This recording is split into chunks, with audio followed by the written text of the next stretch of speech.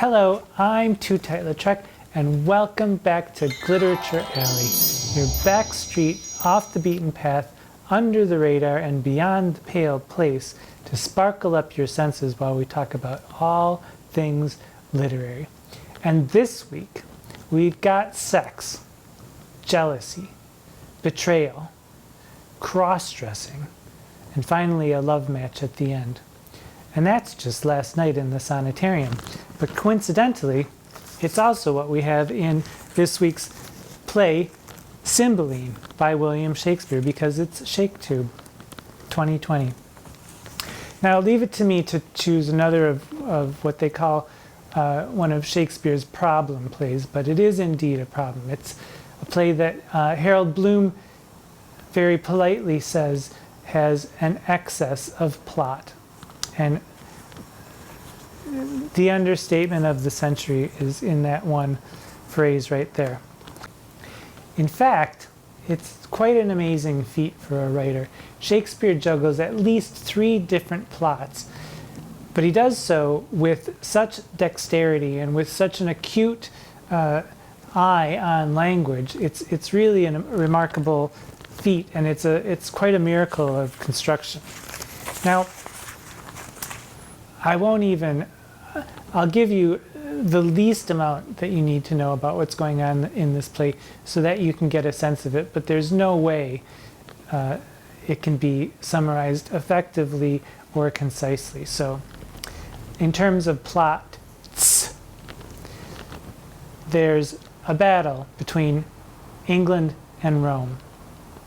There's King Cymbeline, who has 2 young sons who were kidnapped shortly after birth, and he was told that they were dead. But in fact, 20 years later, the entire family will be reunited at the end of the play.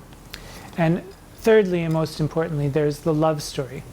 The King Cymbeline's 3rd child is a girl, and her name is Imogen, and she marries a commoner named Posthumus, because his mother died right after he was born, and so they named him Posthumus.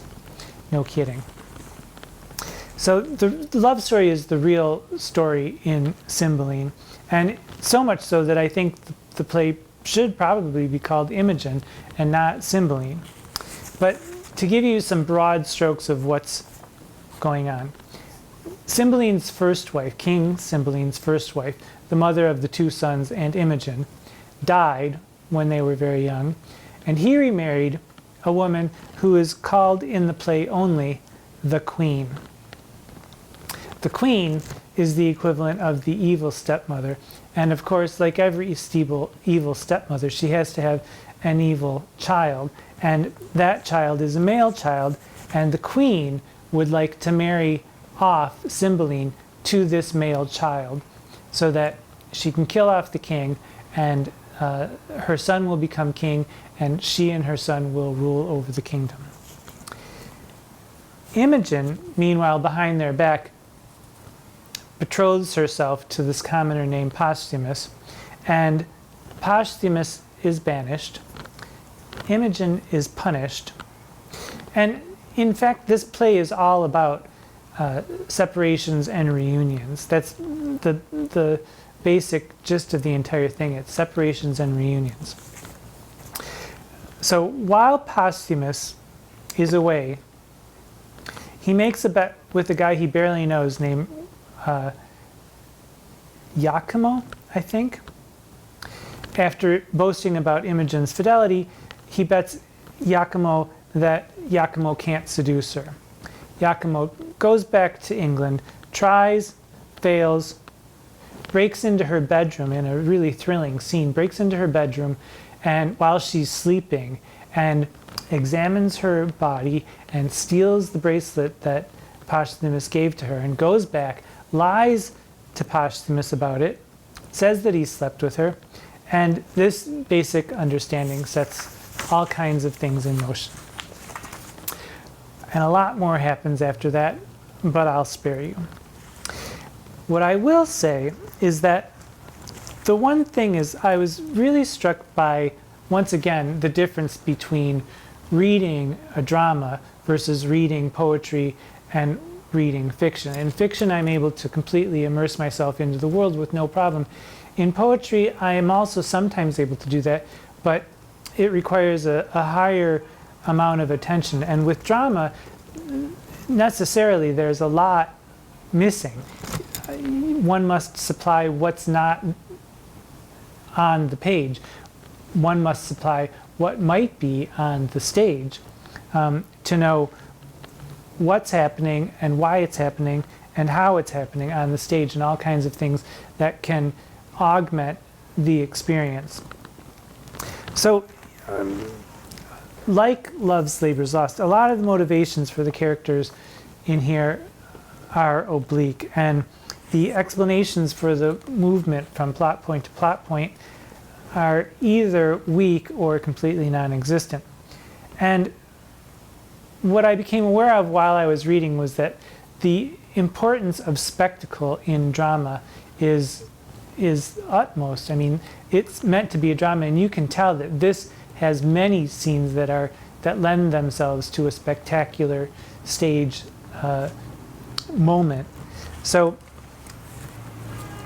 you have to sometimes, this Kittredge, as I said before, the new Kittredge Shakespeare does help in supplementing so that sometimes we know what other directors have thought about how to stage it, what's happening on the stage and how it's happening. Cymbeline, I think, would really lend itself to some over-the-top spectacular moments on stage. And I think that the greater the spectacle, the easier it would be to absolve the play of some of the weaknesses of plot and sense. Shakespeare juggles all these characters, juggles all their completely different plot points, interweaving them, dipping in here, pulling a string there, pulling a string there. It's really quite amazing. And there's even a Deus Ex Machina moment, which is very exciting. And as cheap as that sounds, it's not quite as cheap as you would think, because at least it happens during a dream sequence so that it doesn't strain the bounds of credulity too much, ha ha ha. But it's spectacular. Jupiter comes down in thunder and lightning on a giant eagle and says that everything's going to be okay. I mean, what fun. That in itself could be one of the best things that I could imagine seeing on a stage. So with all this spectacle, it might be easy to just brush Cymbeline off as just a fluff piece, just a bunch of sparkles and bangs and glitters. And not that there's anything wrong with sparkles and bangs and glitters, but it's not a fluff piece. There are contemplations on hatred. There are contemplations on solitude. And most effectively, there are contemplations on the lives that we live, the troubles we have, our petty cares, and it's distilled in one of the most beautiful and well-known passages, which is half prayer, half benediction, and it's a direct address to a corpse. And it's really very moving. Now, the fact that one of the two people over whom this death song is sung is not dead, Imogen, spoiler alert, doesn't really make a difference. It's because it rings so true and is so sincere, and it is such a sincerely beautiful moment that it takes us out of ourselves. And I'm going to read it to you because I know that you have heard it before, but it really bears listening to. So Imogen is thought to be dead, and so is the queen's evil son, and they're both in an open grave. They don't have dirt thrown on them or anything.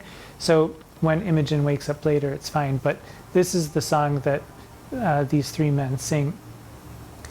Fear no more the heat of the sun, nor the furious winter's rages.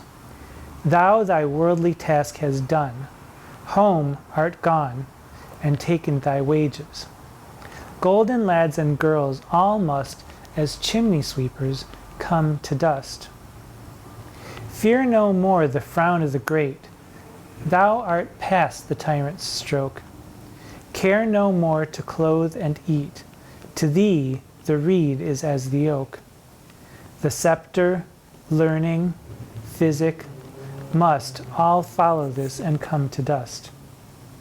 Fear no more the lightning flash, nor the all-dreaded thunderstone. Fear not slander, censure, rash. Thou hast finished joy and moan.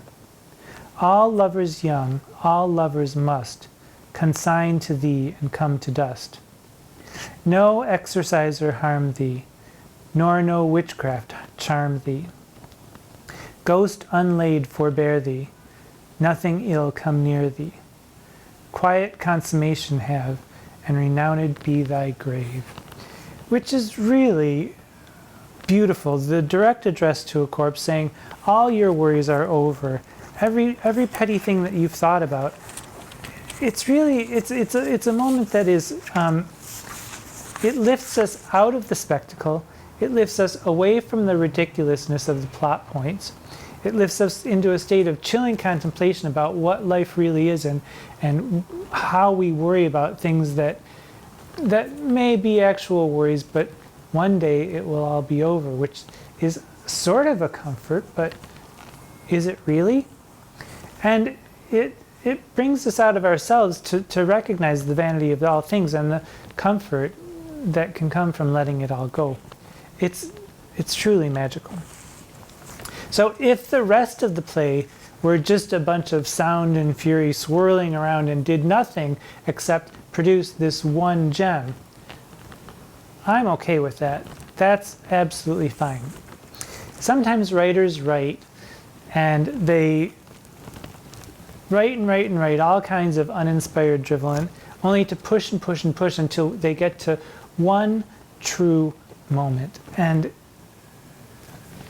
when that comes, you know that this is worth keeping, and it's also inspiration for going back and cutting out all the other crap that you've written. But it's really quite a moment, and I think this is one of the jewels that Shakespeare came to while writing this play. But it's also a spectacle, and it is very entertaining, I would imagine, if one were to see it. I have not seen a version of Cymbeline yet. I saw that there is one that's 3 hours long, with, I think it's a 1982 version with Helen Mirren and Claire Bloom, but I haven't dipped into that yet. I do have a recording of the actress Peggy Ashcroft reading this Fear No More, The Heat of the Sun, and I've been jonesing to do a lip sync again, and I'm hoping that maybe I'll ask my friend Shinola Gay to do that. It's a very tinny recording, and you can tell that the sound quality is not wonderful, but I think it's worth listening to. And if I can get my glitter together, I'll see if I can arrange a lip sync for that sometime in the future. So,